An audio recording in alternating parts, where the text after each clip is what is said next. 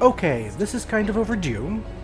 I would like to talk about development in Robocraft 2, as well as to provide my take on things in the process. Starting out with a new sensor that actually was added some time ago, but I neglected to mention it. I am talking about the destruction sensor. If you play Robocraft 2, then you likely have already seen these sensors in action, as Freejam apparently uses these sensors on Hela's Basin map to spawn in the shielding when enough of the health of the tower gets destroyed, or one of these, towers in the game.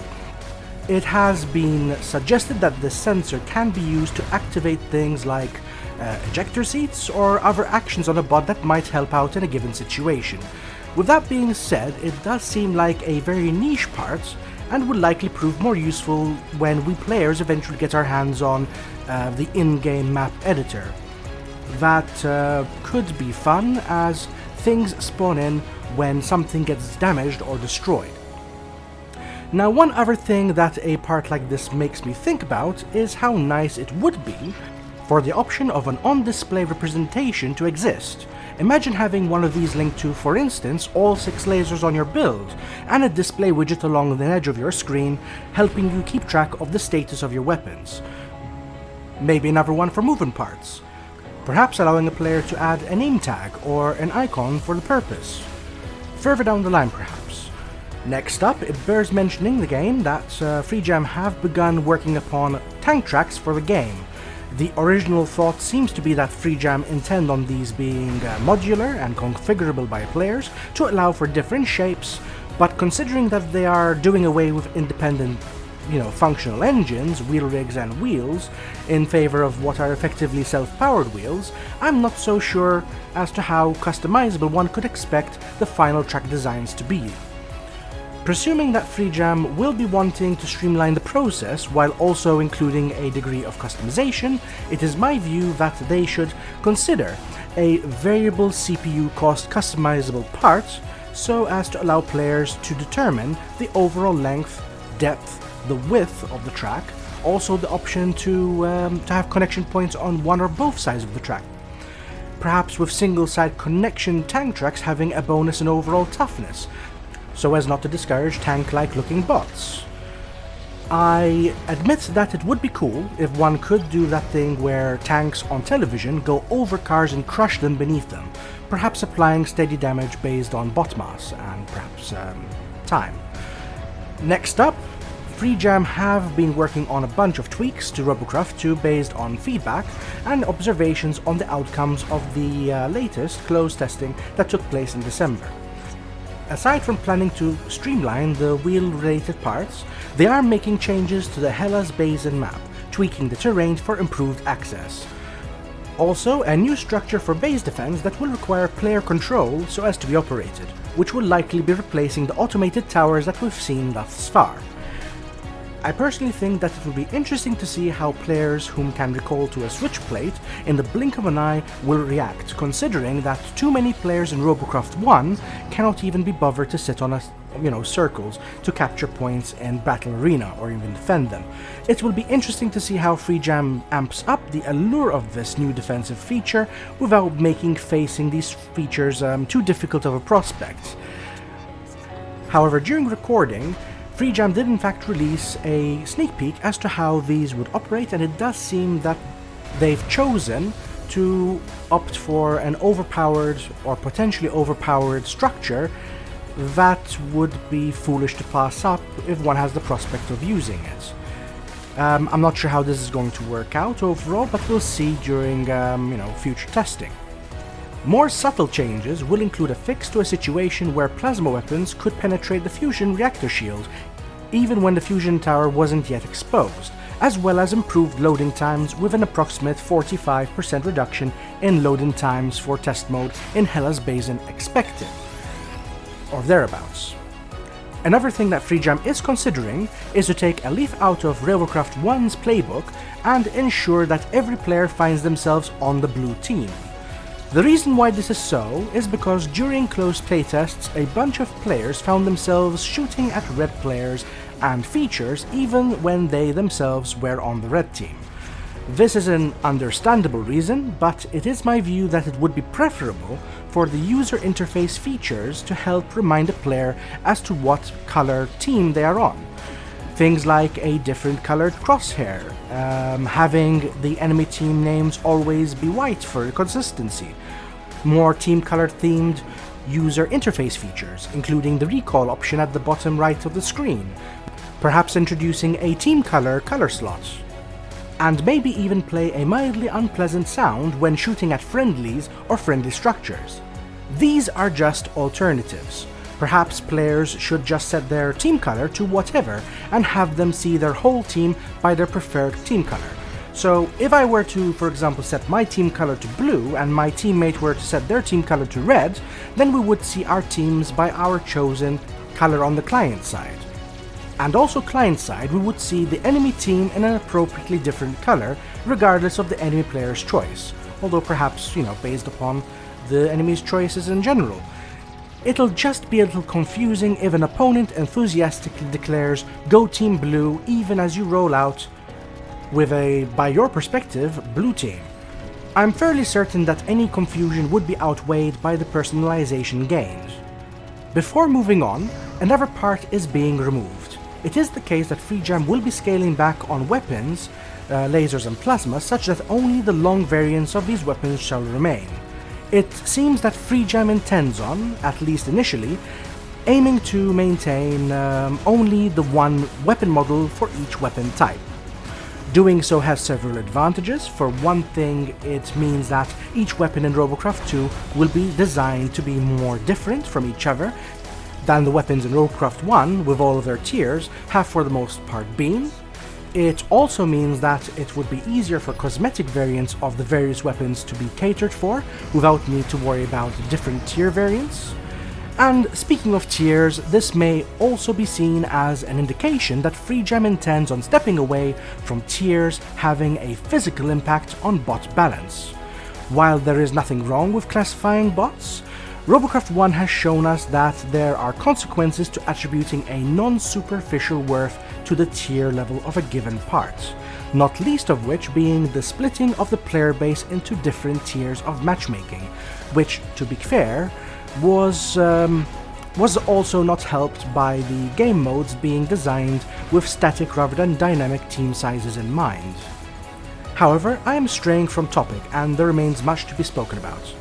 This brings us to the Community Robot Factory 2, the CRF of Robocraft 2, which has allowed us to share our own builds and to try the builds of so many other players so far. FreeJam have stated that the next update will allow players to use robots earned in battle to purchase robots from the CRF 2. This sounds good, but does raise a concern. Robocraft 1's CRF is designed such that creators get a pretty raw deal. A player purchases a bot with no cost other than the cost to upgrade the bay that they're going to occupy, if applicable, of course. And for as far as they are concerned, they may use that build until the end of their days. From the builder's perspective, for the first 10 battles, they receive a stipend, and then nothing more. The option to purchase a build for robots sounds like this same system, but with a single lump sum in robots. I personally think that it would make more sense for a number of payment options to exist here, starting with a renting system, which, as the name suggests, would allow players to use a player's robot, a builder's robot, either for a fixed number of times or for a fixed period of time. Number of battle packages would make sense for players whom do not expect to use the bot often. Time-based packages would make sense for players whom expect to use the bot often over a given period of time. When a bundle runs out or a package expires, the bay falls dormant and is shaded in a color that the player chooses to represent dormant CRF builds. And yes, a player would be able to obtain these bundles from within a match. This would provide successful builders with a steady stream of robots. Purchasing could still be an option, and this would result in a player not needing to rent the bot out anymore, and would be able to edit it and recolor it to their heart's content. Heck, I can see a situation where they might even re-upload it, and share a portion of their earnings with the original creator. Maybe. But the key about purchasing a build would be that it would not be a Robits transaction, but it would be whatever in-game premium currency that FreeJam will be introducing at some point in future. Probably Galaxy Cash. And in a video back in September, I did report that FreeJam were considering some kind of revenue sharing model, so who knows. Of course, it would make sense not to implement that at this stage, and to have just the different rental options exist.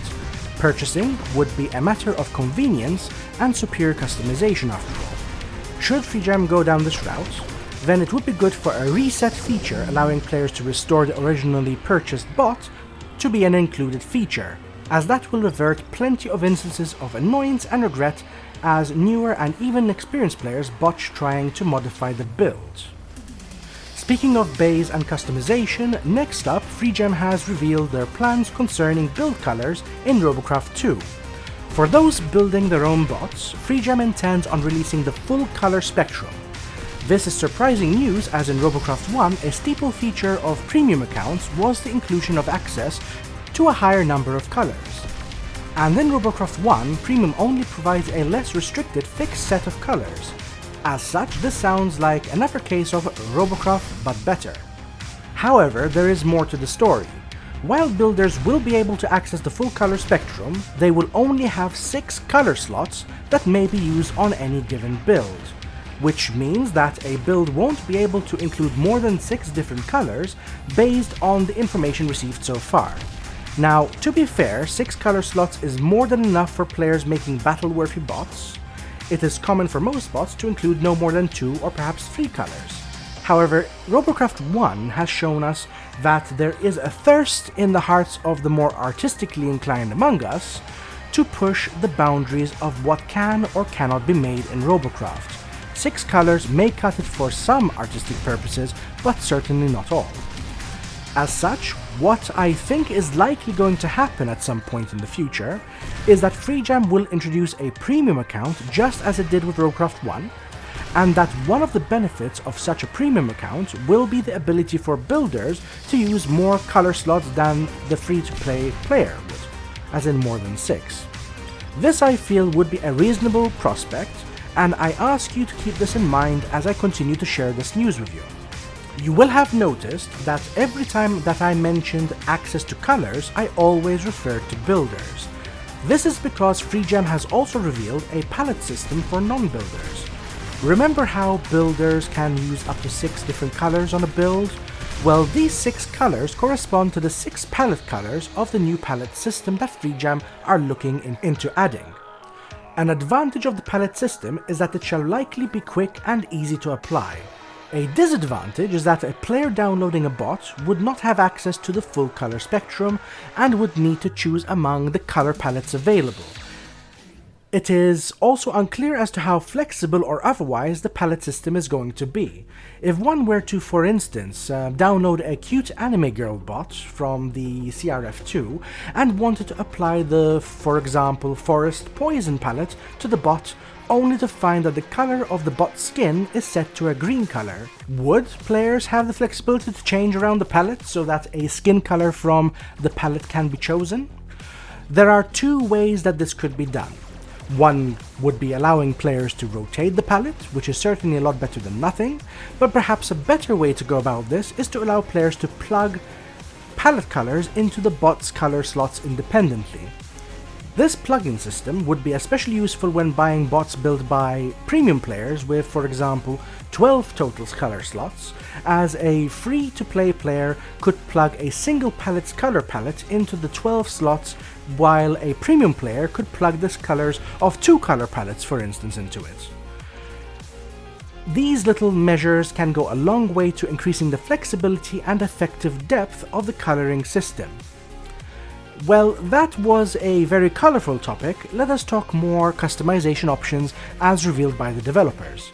Specifically, FreeJam have revealed that they are working on a profile customization system.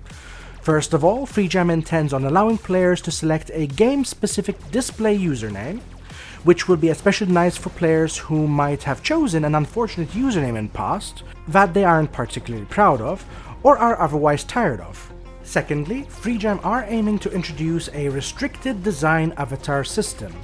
To break down the essentials of the avatar system so far, it allows a player to choose from a list of icon backgrounds, a list of icon foregrounds, and a list of loading banners. In Robocraft 1, free-to-play players had a very limited choice of avatar icons, and so this is a big step up from that. However, premium Robocraft 1 players are able to upload their own icons, and while the new Robocraft 2 system is expected to be much easier to drum up a decent looking design, it pales in comparison to uploading your own player icon. The reason why FreeJam are going down this path is because a few Robocraft 1 premium players had chosen to abuse that privilege and took the opportunity to select distasteful images in the past. So yeah, thanks for that. Furthermore, it would be a significant overhead to vet the images of each and every player whom have the ability to upload an image. Even so, some of us have pretty recognizable player or clan logos or images, and it would certainly be an overall loss if there were no means for a player or clan to get into a position where they could upload a custom image. As such, in my view, I feel that the ability to upload a player image for approval should be a fairly stringent enough feature that it would impart only a minimal impact in overheads. It is rather early to speculate too deeply on appropriate criteria, but I would suggest that criteria amounts to an approximate 3 months or so of highly active gameplay, so as to require an investment on the part of the player, and this would pose a decent baseline. And even then, images uploaded would need to undergo vetting, and customization suspensions could be the price for abusing such a feature. In spite of my misgivings at the prospect of needing to permanently set aside my logo for a generic logo maker, I do again expect that it will prove to be a step up from Robocraft 1's selectable free-to-play logos. Before moving on from this topic, it is to be pointed out that FreeJam have made it clear that both pallets and customizables will include premium paid-for options that will allow players whom opt in and purchase such to have a greater degree of customization. These reveals provide insights into what FreeJam may be planning in terms of their business plan for the game, and it does seem that they will be heading the way of microtransactions on cosmetic and expression-related matters.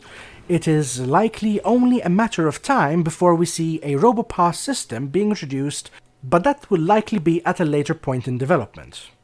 And speaking of later in development, FreeJam have released their roadmap. This is a nice roadmap, a nice extensive one, and it does put FreeJam's development priorities into perspective. Beginning from the left and near, the following are things that FreeJam intends on including in the near future. First up, codesign the launcher. This is a little curious to me, as Robocraft 2 already has a launcher. It may be that they are developing improvements to the launcher itself, which would certainly be welcome. For one thing, I would like to see a streamlined process where fewer steps are needed for a player to both enter as well as exit the game. I understand that loading can take time, and so it may be necessary to opt for more engaging and yet non-repetitive onboarding screen action than we had, for instance, seen in Robocraft 1. The introduction video of Robocraft 1 is cool and all, but such a video can become outdated or simply dated. Instead, whet players' appetites with things like welcome and status or other messages, promotions, events, and helpful tips. This should be a little easier to update and manage. However, I have gotten sidetracked. Next up, we should be seeing the imminent addition of North American servers, which would be great news for those in that region. In addition, at some point FreeJam intend on introducing matchmaking by region, meaning that players in Europe and America won't be able to play with each other, but will also mean a better overall experience for players for as long as the queue is active. On this point, it would be good to see an improvement on Robocraft 1's matchmaking. This through allowing players to see how many players are in queue, for instance, and through permitting dynamic team matchups. What this would entail is judging the online player presence and activity, and determine the number of players per side that it will shoot for, whether it be 5v5, a 3v3, or so on. Of course, at this point in time, it is FreeJam's expressed intention to initially only open up matchmaking at certain hours, so as to help avoid any situation of a lack of players. One wonders how long it will be before AI players join the ranks. Say what you will about AIs in Robocraft 1, but even though they can be a bane, they have done a lot more good than bad, padding participation numbers and keeping matching time short, and that is a good thing. Another thing mentioned is an improvement in loading feedback for multiplayer battles. It is unclear as to what this will involve, but maybe more pre-match preparation will bleed into the loading screen. Perhaps. In addition, FreeJam are intending on introducing a new, probably simpler fast test mode map for those of us whom just want to see if our build functions without a great need for terrain features.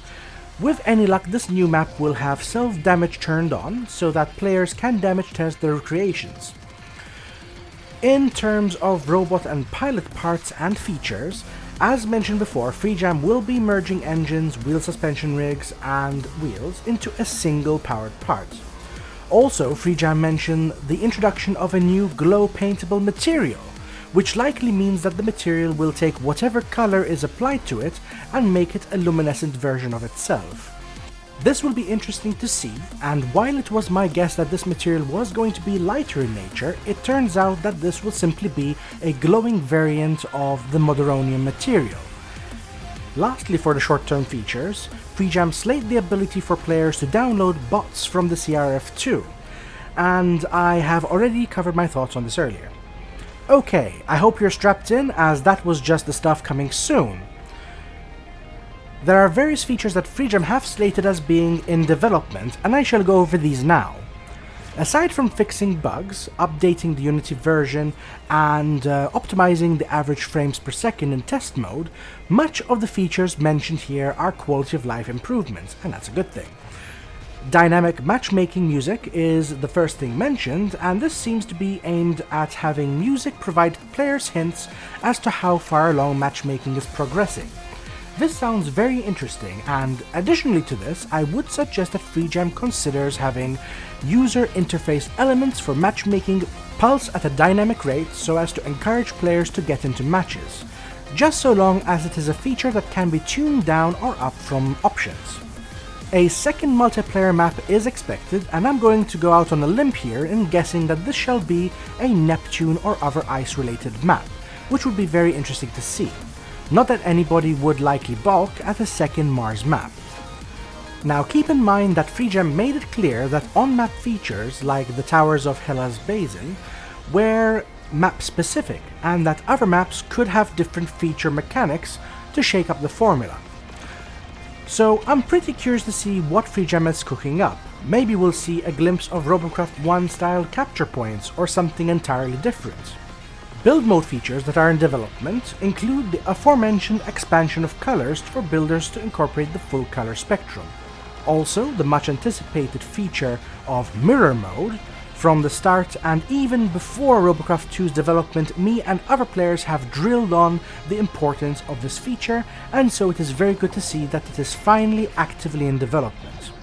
Not only this, but precon flipping, the flipping of pre-configurations which are grouped, is also in development, and this will be a boon for builders, as we would no longer have to concern ourselves with ensuring that each module built is rotatable such that it is effectively symmetrical.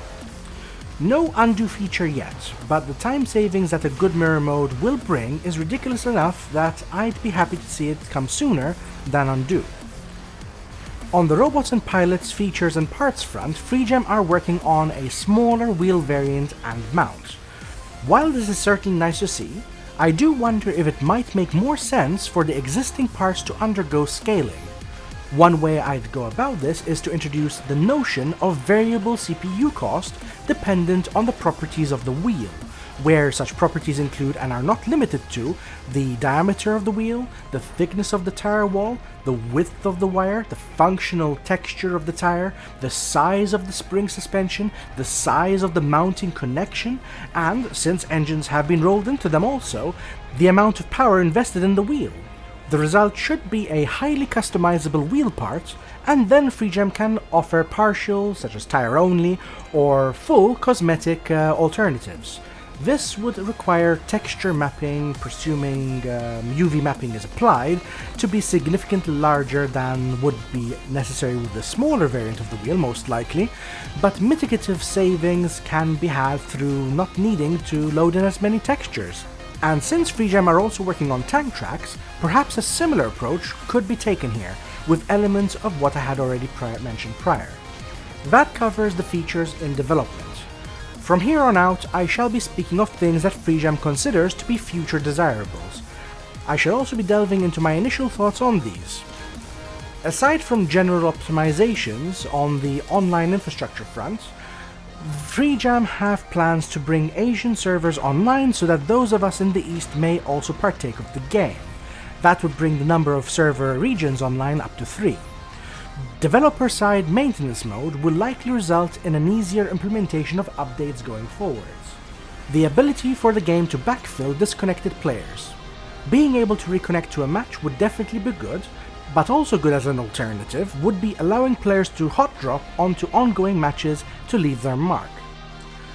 The Friends and Party system naturally has me thinking about how these have impacted Robocraft 1. I'm fairly sure that this will be approached with some caution. The matchmaking ranking system will also need to be defined at a later point. Interestingly, both text and voice chat are included in this list. These systems are okay, but toxicity is something that will require accounting for. Perhaps hotkey support for standardized non-toxic communications would help with that. Maybe. Moving on to multiplayer battle features, it seems that FreeGem will be experimenting with the introduction of a random map selection system, perhaps similar to that currently in place with Robocraft 1. That works well enough. Breaking new ground will be the introduction of modular building systems, and interestingly, FreeGem's roadmap mentions Robocraft Royale here as a point of reference. That game had some interesting structures from the little that I recall. In fact, I'm not sure if I ever managed to load into the game back then. Royale design choices aside, it was a very ambitious project from a technical standpoint. Next up, we have the end of battle scoreboard. Now, there already is something basic implemented, which we will be seeing soon enough, but there is always room for improvement. In my view, the important thing is that the scoreboard should both capture all the important metrics of performance, as well as be easy to take in at a glance and move on from. It's okay for this to look pretty, but this is not a screen that most players would want to dwell upon, certainly not after a while. While at it, this would be a correct screen to display post-match rewards. Let us avoid the multi-stage reward and progression screens that made Robocraft 1 annoying at times. The fewer screens between this match and the next, the better. It promotes flow. Next up, the incorporation of a minimap. Okay, in my view it is quite important that FreeGem defends the minimalistic user interface that currently exists. It is fine to incorporate new display elements, but one needs to be strategic about it, and to this end, I feel that the best way to go about this is firstly to default to minimalistic updates, and secondly to have elements be toggleable, and also subject to user preferences. I would even apply the same to the existing in-match user elements. Players quickly learn what buttons they need to recall, so hide the element until moments where it is either on cooldown or when toggled. Include a panic toggle all buttons also, so as to enable all display elements for a brief moment.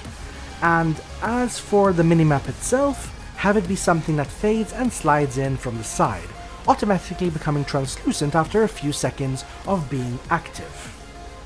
That allows for the interface to be less intrusive, but still useful. While on the subject, the roadmap also mentions a heads-up display kill feed. And now that I think about it, I do think that the kills, assists, and core defense messages in Robocraft 1 are more than a little intrusive, certainly more so than they needed to be. That worked for Robocraft 1, but a cleaner approach to Robocraft 2 would be nice to see. Moving on. Here one sees a third multiplayer map planned, and here it would make sense to see this be a Earth-based map. I do wonder if this would be an opportunity to see more urban and partly destructible terrain features on a map, but there are no details and we'll just have to see. Moving on to build mode features, one finds the planned inclusion of the undo feature, thank goodness for that, and also a bunch of other nice quality of life features. Robocraft 1 features a center of mass indicator and also build stats with new things being thrown in, such as damage per second. Visible angles on parts that have a range of motion, which will make setting minimum and maximum angles for such parts significantly easier, and this with less need for direct testing. Improving wiring is something that a fair number of players would certainly like to see. It works well enough, but can get confusing when things get busy.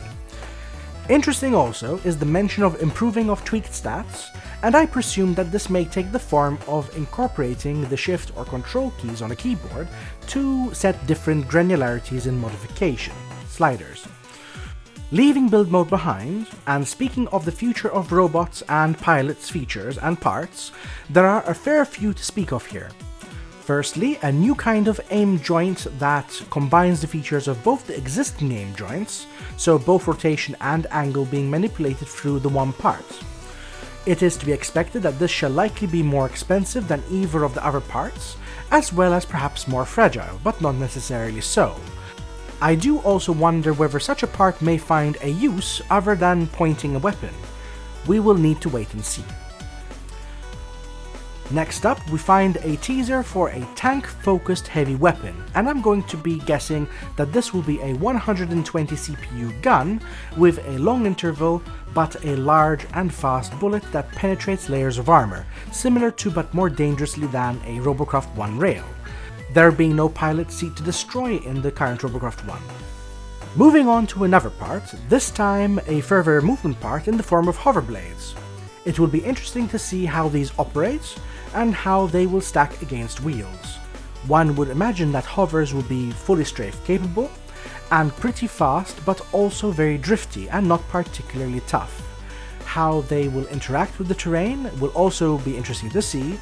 Perhaps hovers would have no strict flight ceiling, but would lose a ridiculous amount of efficiency if operated above a certain height from the ground. Perhaps. This brings us to thrusters. Now, we've seen thrusters in tech blocks, and there is no reason to believe that these would operate any differently than they did in tech blocks. It is a little surprising that we're not seeing them included sooner, but it may be that they are being reworked with aerodynamics in mind. The last of the robot parts mentioned on the roadmap would be Mech Legs. These are one of the most anticipated parts among the player base, but it will be interesting to see how FreeGem plans on implementing them in-game. Will they be pre-made movement parts with some degree of customization, bringing them in line with what FreeGem are currently doing with wheels? Or will FreeGem opt for a more modular direction and provide the parts required for not only mech legs but perhaps also crab or insect-like legs? Again, time will tell. Another feature mentioned on the roadmap here is the introduction of an aerodynamic drag component.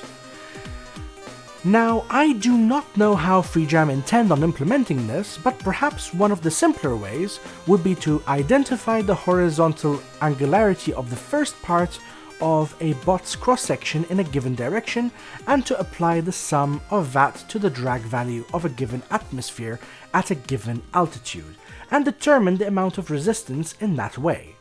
Maybe, I do not know. Before moving on from this aspect of the roadmap does also include mention of the addition of a pilot's secondary slot, which may be a weapon or a tool. This might be an entirely separate weapon or tool which could be picked up, or it might simply take the form of a Robocraft 1 style module-like thing on a pilot's scale. It will be interesting to see and hear more of, as this might set the different pilots further apart from each other. A further thing that pilots will be getting access to is a glider or jetpack. Okay, so on to the final push in future global features. First up is the same pallet system that I mentioned earlier on, followed by the again aforementioned unlockable avatar frames and banners system feature. There is also mention of an independent item shop, also a Galaxy Cash bundle shop.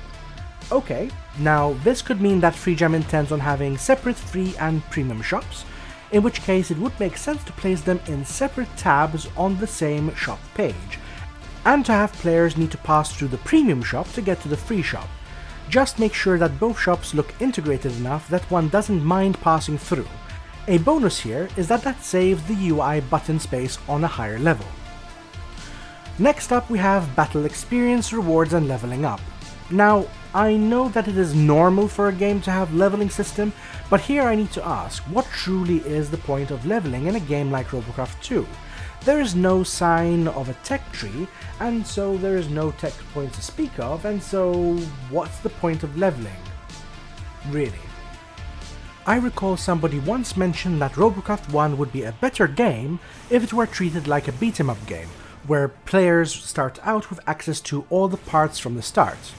Now, that proposal wasn't 100% accurate, as even in beat-em-up games you often find that you need to play the game through to unlock all the characters in that game's roster. But I look at Robocraft 1 today and I acknowledge the hurdles that new players do need to overcome in order to enjoy it upon a level that more experienced players, whom have unlocked all the things, do. And I cannot help but think that maybe that person had a point. I refer to that person in this fashion because I literally cannot remember his or her username, and I think that the person mentioned it on the old Robocraft forum, so yeah, there's that. It no longer exists. Anyway, to get back on point, it will be interesting to see how level is implemented in the new game in a fashion that is less intrusive and yet has meaning. Next up, we have the Season Battle Tree user interface and its subsystems. It sounds like FreeJam may be doing away with the tech tree and implementing a Season Pass tree in its place. In fairness, this would be a relatively novel twist on the Battle Pass track system. It will likely have some free branches and some premium branches, and one would use tech pass points earned through play to unlock slots. Since FreeJam are in the mood for innovating the pass system, a further innovation that they could consider is to do away with expiring passes, allowing players to purchase into any given pass at any time and simply have the active pass be offered at a lesser price than it would be obtainable at if obtained following the season's close. In this way, one would be respectful of different players' schedules while also satisfying one's business needs.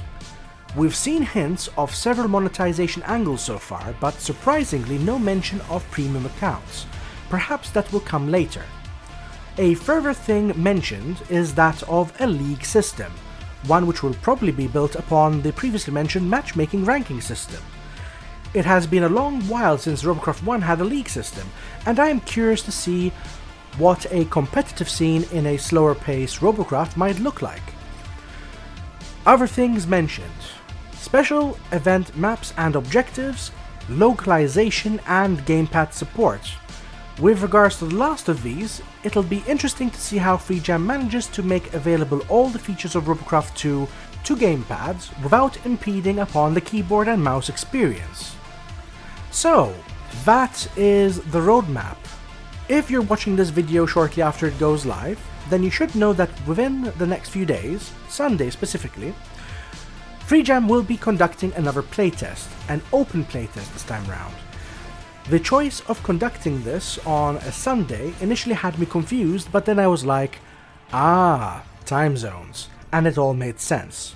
If you would want to participate in that, then I'll be leaving a link in the description below, which will let you test your ping to the two servers that FreeJam require a 100 millisecond or lower ping to in order to join the event. That would be Hillsborough for US or Gravelines in France for the EU.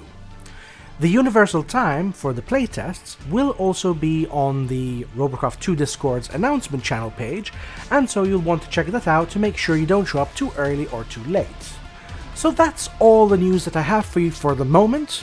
I know that this was a far more chunky update than usual, in part due to my current focus on refining and sharing the PathForger craft balance proposal for Robocraft 1, a complete balance set that shall exist independently of and hopefully towering over the gruel which the so-called Robocraft balance patches Discord slops out to FreeJam and the Robocraft community at large every now and then, but I digress.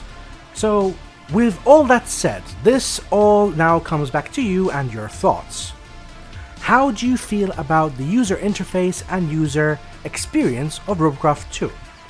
Loading times are set to improve, but would you prefer the shortest times possible, or would you prefer a more engaging wait time? What of the actual in-game screen information? Do all elements work for you? Is there too little, too much, or are things just right? How do you feel about the current direction of FreeJam to combine parts for a more streamlined build experience? In terms of the matches themselves, did you like the idea of sometimes being the red team, or do you prefer to always be the blue team just as it was or is in Robocraft 1? How do you feel about different subtypes of weapons being replaced by just the one for each type? The robot factory. Do you intend on building your own bots or obtaining them from the factory? What are your thoughts on FreeJam allowing players to purchase bots outright? What do you think about the monetization of this free-to-play game? If you were FreeJam, how might you go about making sure that players get to enjoy Robocraft 2, but also make a healthy profit? Should FreeJam consider a premium mode just as it had for Robocraft 1? Why or why not? As a bot buyer, does being able to quickly switch out sets of 6 colors on any given bot sound like it might be rewarding to you? How do you feel about maybe not being able to upload your image avatar, but being able to quickly mix and match together some fairly distinguishable player icon images? How do you feel about the extensive roadmap that FreeJam has released? Are you particularly excited about any feature on there? And will you have or did you have fun with that Sunday playtest that was just mentioned? It may be too early to say, but do you have any predictions concerning PathForger Craft? Well, I look forward to hearing your thoughts down in the comments below, and I will meet you there.